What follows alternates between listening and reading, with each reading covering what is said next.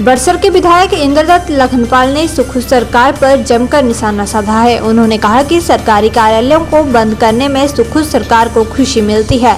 उन्होंने कहा कि सरकार ने जो हिमकेयर योजना को निजी अस्पतालों में बंद किया है, यह सरकार का गलत निर्णय है। सरकार को इस निर्णय को वापस लेना चाहिए। वहीं उन्होंने कहा कि सुख सरकार व्यवस्था परिवर्तन का नारा देती है, लेकिन बड़सर में पिछले 3 माह से बीडीओ का पद रिक्त चल रहा है। इसके अतिरिक्त सरकारी अस्पतालों और अन्य विभागों में कर्मचारियों के पद रिक्त पड़े हुए हैं, जिस कारण लोगों को अपने काम करवाने में परेशानी झेलनी पड़ रही है। यह सुख सरकार का कैसा व्यवस्था परिवर्तन है। बड़सर के विधायक इंद्रदत्त लखनपाल ने कहा कि सरकारी कार्यालय और भाजपा सरकार द्वारा संचालित योजनाओं को बंद करने में खुशी होती है। उन्होंने कहा कि अभी हाल ही में सुख सरकार ने निजी अस्पतालों में हिमकेयर योजना को बंद किया है।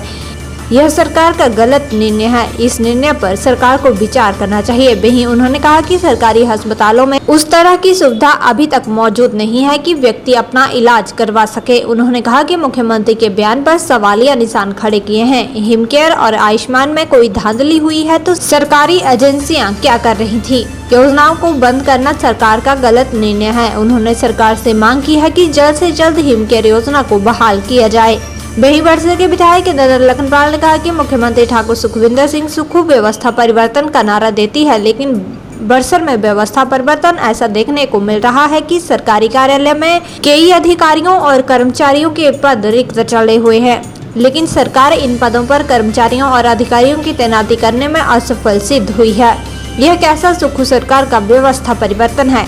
बड़सर में सरकारी स्कूलों की दुर्दशा देखने को मिल रही है। सरकारी स्कूलों के भवन गिरने के कगार पर है, लेकिन सरकार का और उनके अधिकारियों का इस ओर कोई ध्यान नहीं है।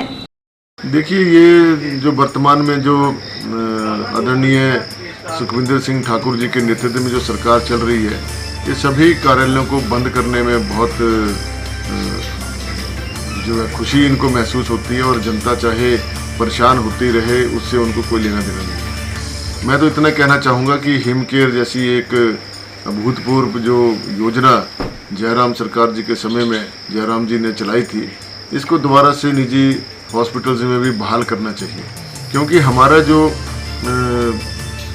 सार्वजनिक जो हमारे हॉस्पिटल है, चाहे वो हमारा CSC है, चाहे हमारा सिविल हॉस्पिटल है, चाहे PSC है, चाहे हमारा मेडिकल कॉलेज है, वो यहाँ पर अभी तक सुविधा ही नहीं है। अब किसी को हमारे यहाँ पर बड़सर विधानसभा में एक हार्ट का हॉस्पिटल है, सिटी हार्ट हॉस्पिटल, जहाँ पर तमाम जो यहाँ पे आज पूरे जिला हमीरपुर के लोग यहाँ पे आते हैं और अपने दिल के जो रोग हैं उसका इलाज करवाते हैं। लेकिन अब वो हिमकेयर ना होने की वजह से उनको भारी दिक्कतों का सामना करना पड़ता है। अधिकांश जो है मध्यम वर्गीय या गरीब लोग यहाँ पर आते हैं, और उन्हें एकदम से जब भारी भरकम राशि का एस्टीमेट डॉक्टर के द्वारा दिया जाता है तो वो परेशान हो जाते हैं, और ऐसा करने से जो है लोगों को तकलीफ बढ़ी है, कोई उसका फ़ायदा नहीं हुआ है। मुख्यमंत्री जी का बयान मैं पढ़ रहा था कि आयुष्मान और इसमें हिमकेयर के जो कार्ड हैं, इनके ऊपर बहुत भ्रष्टाचार हुआ है। तो सरकारी एजेंसी क्या कर रही है? भ्रष्टाचार हुआ है, आप उनको पकड़िए। योजना बंद करके थोड़े कोई लाभ मिलेगा। आप योजना को चालू रखिए, और अगर उसमें भ्रष्टाचार हुआ उसके नियमों के अनुसार जांच करवाएं। जो दोषी पाए जाते हैं उनके ऊपर आप एक्शन लो। लेकिन इस तरह से जो है एकदम से आम जनता से जुड़ी हुई सुविधाओं को छीन लेना, ये कहाँ से पड़ा है? कर्मचारियों का खासकर जो हमारा BDO का ऑफिस है, वहाँ BDO ही नहीं है, SBPO नहीं है, पंचायत इंस्पेक्टर नहीं है, सुपरिटेंडेंट नहीं है, तो कैसे काम चलेगा? आज हमारे जितने भी पंचायती राज विभाग के जितने भी काम हैं वो सारे पेंडिंग पड़े हुए हैं, और कई लैप्स हो गए हैं, जिसकी वजह से आम जनता में बहुत परेशानी का सामना करना पड़ रहा है। किसी का काउ शेड बनना है, किसी की स्पार बननी है, किसी के रिटेनिंग वॉल लगनी है, किसी का पाथ बनना है, कोई सड़क बननी है। कहाँ से होगा जब ये सारा आपके पास BDO ही नहीं है, ना आपके पास पंचायत इंस्पेक्टर है, ना आपके पास सुपरिटेंडेंट है, ना आपके पास SBPO। तो एक क्लर्क और एक जो तकनीकी सहायक लोग वहाँ बैठा रखे हैं जो वो काम कर रहे हैं, वो क्या करेंगे? तो इस प्रकार से देखा जाए तो हमारा आयुर्वेद विभाग में डॉक्टर नहीं है। जो हॉस्पिटल है हमारा बिजली के अंदर, उसमें डॉक्टर नहीं है। पंचकर्मा जो वहाँ पे धूल फाँक रहा है, 2 साल के हो गए हैं उसको, उसके लिए डॉक्टर नहीं है। पंचकर्मा का बहुत लाभ जो लोगों को प्राइवेट सेक्टर में जाके लेना पड़ता है। यदि हमारे बिजड़ी में पंचकर्मा का डॉक्टर मिल जाए, वहाँ पे चालू हो जाए तो लोगों को लाभ मिलेगा, लेकिन सरकार इसकी तरफ ध्यान ही नहीं दे रही है। आयुर्वेदा के हमारे और भी बहुत से संस्थान हैं जहाँ पे डॉक्टर नहीं है, जहाँ पर हमारे फार्मासिस्ट नहीं है, और कर्मचारी नहीं है, पीएन नहीं है, सफाई कर्मचारी नहीं है, चौकीदार नहीं है।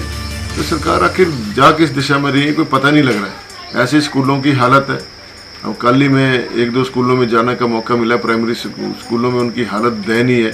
छत जो ऐसे ही गिर जा रही है, बच्चों को चोट लगने की संभावना बनी रहती है, कमरों में पानी भर जा रहा है, लेकिन सरकार के कोई दिशा निर्देश ही नहीं है। ना ही उनके कोई जो अधिकारी हैं, चाहे डिप्टी डायरेक्टर हैं, चाहे बीओ हैं, चाहे कोई भी है, वो आते नहीं है देखने स्कूलों की हालत क्या है। अगर आते भी हैं, कोई एस्टिमेट बना के भेजते हैं तो सरकार की तरफ से पैसा ही नहीं मिलता है, तो कैसे काम चलेगा। अब गुणवत्ता शिक्षा को गुणवत्ता के आधार पर देने की आप बात करते हैं, प्राइमरी सेक्शन में जाकर देखिए जरा स्कूलों की क्या हालत है। जेबीटी टीचर नहीं है, शास्त्रीय अध्यापक नहीं है, हर जगह जो है अव्यवस्था का आलम पड़ा हुआ है। तो क्या है कि व्यवस्था परिवर्तन है।